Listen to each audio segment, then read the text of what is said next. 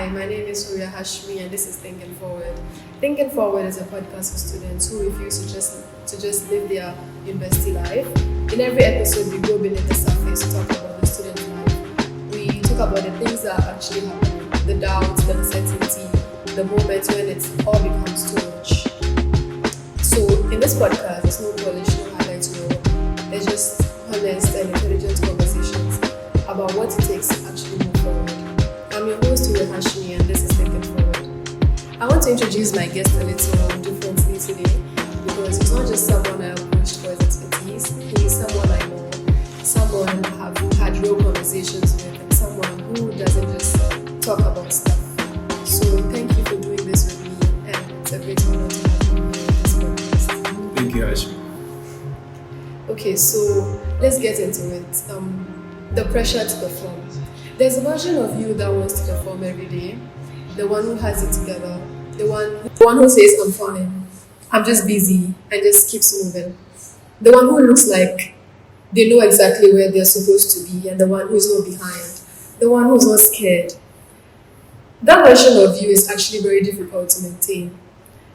And the strange thing, the thing that almost nobody talks about, is that the pressure isn't coming from one place. It's coming from our parents, it's coming from our family, it's coming from our grades, it's coming from our LinkedIn feed, and it's coming from the person in the seminar room who has three internships, sleeps 8 hours a day, and still comes to class. So today we name it, we look at it as it is, what the pressure actually is, why it lives in the body, what it does to the mind, and what we can actually do to make sure that it doesn't get the best of us. So welcome again to Thinking Forward, and as usual, I'm your host, Hooria Hashmi, and this one matters. Alright, so talking about the pressure to perform, when I think about it, this is what comes to mind. I mean, we are human beings, so this means that we do so many things, there are so many activities that we do. We're involved with relationships, we play sports, we're in school, we're thinking about our future. We're doing so many things, and when you think about that, you understand that once you are dealing with all these individual things, it's hard to make sense of all of them at the same time. Because remember, you're one person dealing with so many things. And when you feel pressure to do something in any one of these verticals, then it's like, it's even hard to name them because you're doing all these things at the same time. You might not even know the one that's actually stressing you. So for me, pressure to perform puts me in a space where I want to understand, where is that pressure coming from? Which specific vertical are you struggling with? Or do you feel the pressure in? I think identifying that will help you understand yourself more and understand the situation more. So that's my thoughts about the topic for now. Thank you for sharing your thoughts. I'm already getting excited. I want to start with the most visible form of pressure. Okay. And the one that's almost normalized, which makes it even hard to question. The perfect GPA, the grades, and students treating numbers like verdicts, and the performance is equal to identity metrics. Let's talk about it. Where do you think that comes from, and why do you think it's difficult to separate performance from identity as a student? Okay, so for that's like academic pressure you're talking about. So I think because of how the Ghana, let me say Ghana because that's where because of the Ghana education system, how it is structured, from childhood you are being like, you get position maybe first, second or third in class. Then when you get home, your parents want to see your position, and when you are the first, you see in class that the first person gets is probably like the favorite from the teacher, favorite student of the teacher and all that. So subconsciously it programs your mind to feel like this is where I get my validation from, or this is where I'll be valued.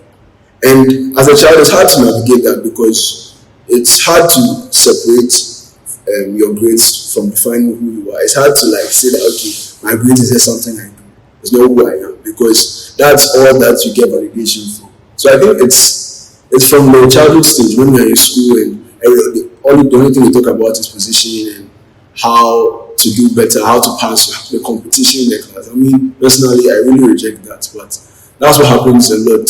And when it starts from the childhood stage and you are growing, I mean, you just grow up in it. You keep on going, every aspect of your life, you want to be the best. And because of that, you put pressure on yourself. And I think the first step is to realize that your grades do not define who you are. It's just an aspect of what you do. So I think yes, that's the first step. Okay, I really agree with what you said. But then what happens to the student who is high achieving and struggling? How do you approach that matter without actually attacking the one thing that's kept them going? Well, I mean, that high achieving student should want help because if they want help with something, the question is, what do they want help with? What are they struggling with? Is it that maybe they're achieving so much that they feel stressed? If so, then you start to ask them, start to break down the definition they have. Okay, so first of all, why are you working so hard? Is it something you personally want to do, or you feel like you have to do it to be some kind of person? Like the person has to understand his tuition for it because, as we all know, to solve a problem, you have to understand the first. So I feel like that conversation has to be had where we understand where the help, which aspect of their life they need help. And I think from there we can then say that okay, this is a solution to actually solve it.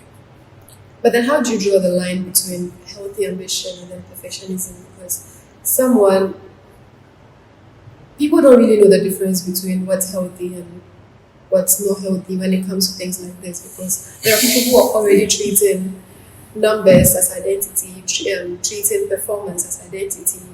Yeah. So how do you talk to people? So with healthy ambition, wow. So I believe, I think in life we are all living life, and there are situations where like maybe you and your brother want to do something, and both of you are motivated in that regard, and both of you guys are pushing each other to achieve it. And I feel like the thin line is a very thin line. The thin line between healthy ambition and perfectionism is when what I think you have to ask yourself, why are you even pushing so hard? Is it to get better or to pass someone? Right? Is it to get better genuinely? Are you competing with yourself or are you competing with someone? I feel like when you start competing with other people, you don't know where they came from, how they were brought up, what their strengths are, what their weaknesses are. So once you just take it, like, I want to pass this person no matter what, then you're giving yourself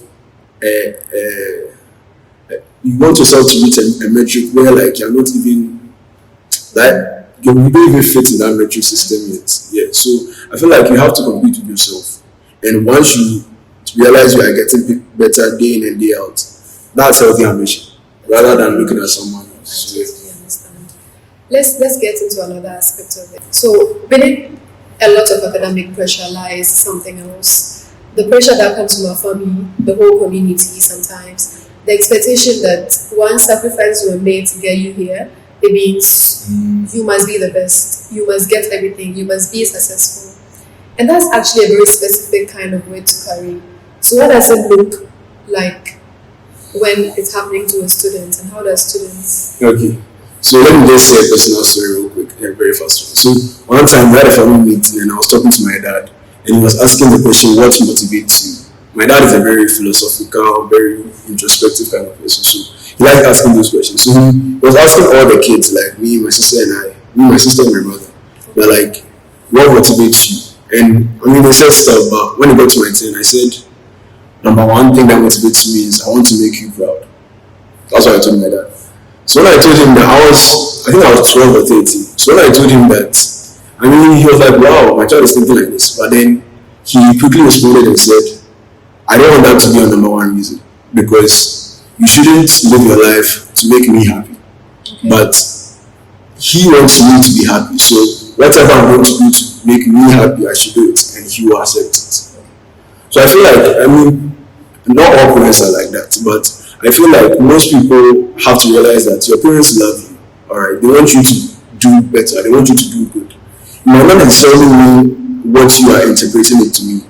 You might think that getting all A's throughout your whole life or throughout your whole school time means that will make your parents happy. But honestly, they just want you to be a happy person with a good job that you love. And that's when you'll be satisfied that, oh, my son is happy living a good life. And also, you have to understand that, I know this might sound controversial, but your life is not your parents' life. Don't let your parents live their ambitions to you because you are your own person. Even though you came from them, you are your own person. And yes, this can get like convoluted in the fact that you love them and you want to show appreciation to them and all that. But then you still have to realize that your parents' life is not yours. You have to live your life, no matter what they are telling you. Just use that as maybe, and it's just advice. And every advice you have to see it and take what you want from it. So yeah, I just feel like people have to understand that like Your parents' life is not yours. Live your life, and they will love you regardless because they are parents. Yeah, I think I was also watching a show and it came up and said a, a parent was actually confessing and said, I don't actually mean it when I say you must be the best and you must. It doesn't mean that you must give everything just to be at the top. Sometimes when our parents are projecting, they are projecting fear because they're trying to protect us. It's in their instincts to protect us. So sometimes if we take their conversations and their thoughts and their words to heart and we take it as face value, like these were my parents said, so this is what I must do. Sometimes later on you go on to them and be like, Dad, I actually struggle with this, or like they'll confess and tell you, I didn't actually mean it for it to end up True. this way. True. And then they try, but then it'll be too late for you to understand. So it's better you get it early that different people come into your life with different perspectives and different projections. So the way you receive something, you must filter it. Always filter what you receive because, as he was saying, you are your own person at the end of the day. You have your own mind, you have your own beliefs, you have systems that work for you. So even if it's a parent, even if it's a dear one, even if it's a whole community rooting for you, it's good. I mean, it gets you going, but then that shouldn't be the only reason Sure. that you fight through the world just to get there because my mom said I should do this, my mom said I should do that. Because it doesn't keep you going for so long. It just keeps you going to a Exactly. point where you need to figure out who you are and then you're just there like you're living ambition. So people are living their ambitions through you as you were saying. And I think that's a very good takeaway. Thank you so much. So we can let's talk about social media Okay. and comparison. Let's talk about the curated version of perspectives that's available 24/7. So with social media, the thing with that is social media, not so new, but for our generation, is all we've known, right? And let's say our parents and our parents' for them, I mean, there was a form of comparison because humans always want to compare themselves with other humans. So there's always a form of comparison. But the thing with that comparison was it was just between people that they knew in their, let's say, house or their community. So let's say the 50 people or 20 people in the community. That's the only people they were comparing themselves with. And even with that, they could see the whole story. They didn't see only the good parts. They could see when they feel and all of that. So, but on social media, it's thousands and millions of people all around the world. And you don't even see the bad parts or even the parts where they struggle and all of that. So you are being highly dopamine attacked by only the good parts of someone's life and only the highlights of it. And you just feel like, and your brain perceives it as, oh, that's how their life is. That's how beautiful their life is. But that's just simply not true. And I feel like once we sit down to like reflect on this and realize that, okay, social media is not the full story and I'm seeing too many things at the same time. Maybe you realize that, okay, I don't really have to maybe interact with this as much as I do, first of all. And also, whatever I see doesn't necessarily mean that it's true. Because that's what gets people in their own world of repression and all that. Yeah. Social media is not real. It's a curated feed for you. Exactly what you want to see in life is what you see over there. So don't feel like that is someone's ultimate reality that they are always living. It's never like that. It's a place that has been created, and you must realize that if you are living in a village, in a community of 20 people, I mean, yes, you still feel the pressure and comparison and all that, but it wouldn't be as bad as you are seeing it. So I think that's what and I think the social media doesn't show the moments when people actually feel down because nobody would take a video saying, hey, I'm struggling to get an internship. They're going to give you a photo of their internship letter. They're going to give you a photo of them completing high school, completing university, and then you are like, oh my God, that's it. It's perfect. It's perfect. I've gone through this person's profile and everything I see is good. It's just highlights I'm seeing. And yeah, it's actually highlights because nobody comes out there to say, hey, I'm struggling because they know the kind of feedback you're going to give them. So as he was saying, you get what you want. Whatever you request is whatever you get. So if you keep comparing yourself to people that you haven't even met, you're just demotivating yourself. And yeah, and one thing I also would like to say is that this social comparison that you're doing is cognitively expensive. It takes a lot for you to compare yourself, and I think it masks certain aspects of you because you have wounds, you have scars, you have life stories, you have failures you've hidden. And because of the way things have been curated around you, you like to mask all of that, right? And then you come up with, oh, I'm perfect, I'm look, and then you have to give out energy, you have to give out resources, you have to give the version of yourself to them, and you have to make sure that that version of yourself you're giving is curated. And it's, as I was saying, cognitively expensive to do that. You would, there's something called mental fatigue. You're just tired mentally because you've been pretending for so long. And it's not that, I mean, you're choosing to pretend. Sometimes in the environment we are in the generation we are in, sometimes we have no choice than to pretend. We have no choice than to say, I have no scars. Look, I have a perfect skin. So yeah, let's be mindful of that. And let's talk about something I think very important. The habit together syndrome. Okay. So what would you like to say? So people pretend to have it together. And this is something that I think I have suffered with too. Like people pretend that everything in their life is going well. And I mean, you might do that because you might think to yourself that, oh, even if I show that this thing is not going on in my life, what will this person do for me? Or how will he help me? Or this guy has no answers to my problems, so there's no point in showing him how I actually feel. And I get that sentiment, but also understand that once you're always pretending that you have it together, you are basically suppressing a part of yourself. Because how the body interacts with the world it has to be expressive of how it genuinely feels. So if you're always masking that expression and always want to act like you have it together when you do it, then you're not letting yourself be yourself. You're not allowing your authentic self to be seen by the world. And because of that, you go back to your room and you be thinking something. It's like you're sad, you're always sad, you're always thinking about your life. And that's the thing that it's a problem. But if you know or if you understand that everyone or majority of people are going through this thing, they're having it together syndrome. If you understand that a lot of people go through this, then you start to think and say, okay, if this problem is not just me, it's a number of people, then it's not so bad letting it show or actually talking about my feelings. And also when you're also talking about like the stuff you're going through, it doesn't necessarily mean that you want an answer to it. It's just a way, an outlet for you to be expressive. Just think of it like that. You don't always have to feel like, oh, when I say this to this person, I have to get a response and I have to act on it and then it will go. No. Sometimes you just have to say it. And that in itself is the medicine we need. So I believe in that so much. And a lot of people go, as I said, I go to that. Sometimes I act as if, oh, everything is okay. But I mean, to myself, there are some people that I can talk to about this stuff. So when I meet them, when I talk to them, I just tell them and say, yo, I'm going through all of this. I don't need you to give me an answer. I just need to vent and allow me. That's it. So I think that's what I think about that. Yes.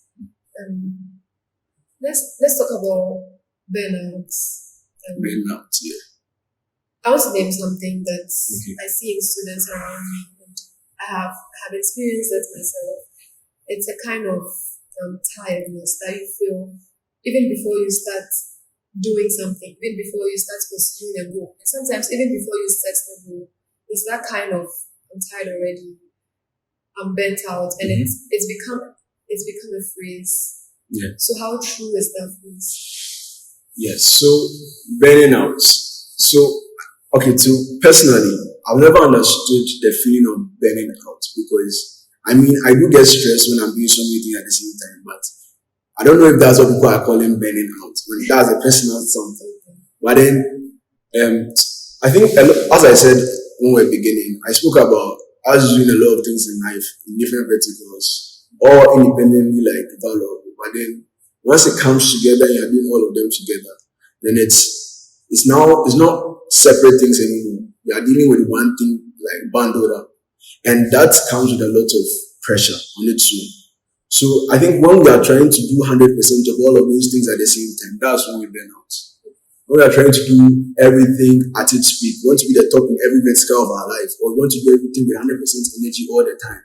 That's when we burn out. And that's a problem because understand that you're not a machine, you're a human being, and human beings need rest. And I see that people, or A lot of people equate rest with, okay, I'm not doing enough, or I'm about to fail, or this is failure loading or something. Rest being the opposite of ambition. Exactly. Rest is not the opposite of ambition, but a lot of people believe it is. And that's also a problem. So remind yourself that you have to rest. You have to like step back and know that resting is the way the body actually like, it's like, I don't know, when you pour water on the floor, sometimes it needs time to actually sink into the ground. That's what resting is. Because once you rest is when what all you are doing will actually sink into your body, spirit, and soul and everything. You actually understand what you are going through. So I feel like rest is very important. But people equate it with failure. And that's a problem. Yeah, and I think people also say I'm being disciplined. And one thing I'd like to add to that is people get the whole concept of discipline wrong. Because if I'm giving, we see discipline as depriving ourselves of the things that matter to us and saying, okay, I'm going to shut everything I do on a regular basis and then do this one thing that I'm supposed to do. And then at the end of the day, I can say, I'm disciplined and I have discipline, okay? And I think that's a wrong concept because if you spend too much of your energy on something before you even start it, so by that I mean you spend too much energy thinking about the thing before you even start it. You spend too much energy doing other things that you're supposed to do before you even get to that. That is not you being disciplined. So I think everyone starts their day with a level of battery. Everyone starts with like 100%. And then as the day goes on, so if as the day is going on, you're investing in, say, watching reels before you actually get to work and saying, okay, I'm taking a rest.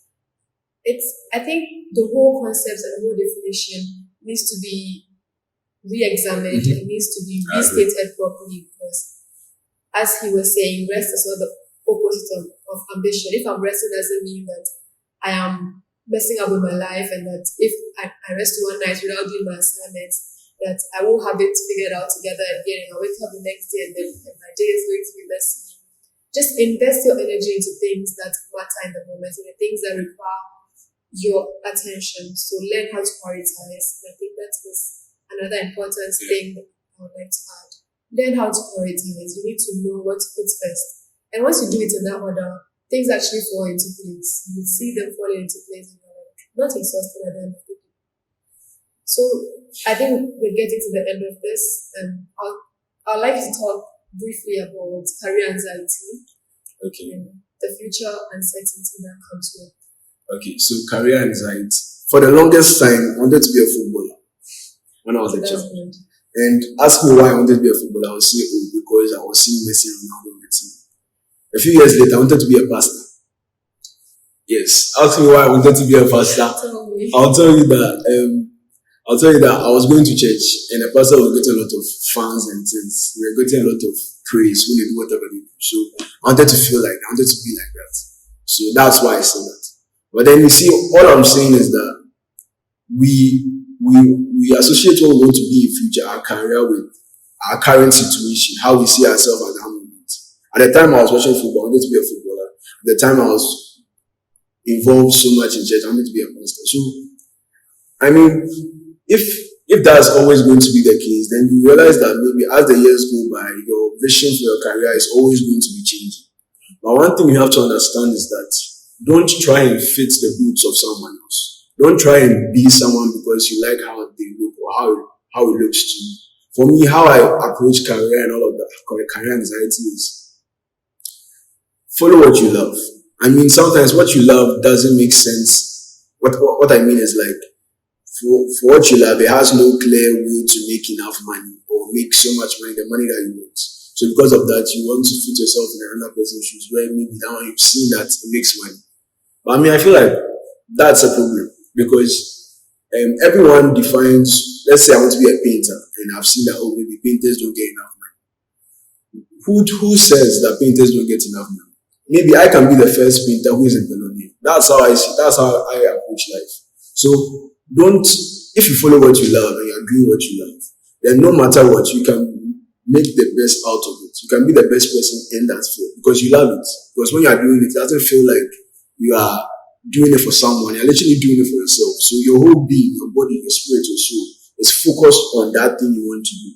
So I feel like, yes, people will tell you that, I mean, Ghanaian parents, for example, they'll tell you that be a doctor, a lawyer, or An engineer. an engineer. They'll give you three. You have to pick one. But then that's how they've seen life from when they since they grew up. But we are different people. We are different generations. So I feel like we have the right to pick what we want and actually like move in the direction that we love. Because if we don't do like that and do it any other way, that's when you're going to burn out and you're going to be depressed and all of that. So for career anxiety, don't think too much about the details. It's okay to not have to figure it out. Like it's okay to not know exactly what it is. To not know exactly the pay grade you want to be in. It's okay to not know. But what you must know is what you love. What do you enjoy doing? What do you want to be doing like as the years go by? What makes you smile? That's what you have to focus on. And once you focus on that, everything else will line up as you go. So I believe in that. Yes, and I think it's society and reward systems, right? It's what society rewards you for. So, as I was saying, people mask it for so long that when it comes to their true creativity, you realize that that part of their brain hasn't been developed yet. So true. You realize that that part of their brain hasn't been developed yet because they haven't actually allowed themselves to be in the moment and to own whatever they're doing. So, okay, so I want to say to you, the person listening who recognized themselves in some parts of the conversation, I want to say that the fact that you have recognized something and in the moment that you see the person doesn't mean that you're in it. It means you're outside it now. You're outside the circle. It means you're maybe not fully in control of it, but then since you have stepped out of the pattern, you have some control over it. So that alone is a step forward. And so yeah, you don't have to solve all your problems at once, not dramatically, but yeah, differently, take a relaxed approach to life. And then sometimes you have to let life unfold at its own timing. I want to say something that also I think deserves its own moment. That rest is not the opposite of ambition. And this generation has normalized that productivity is identity.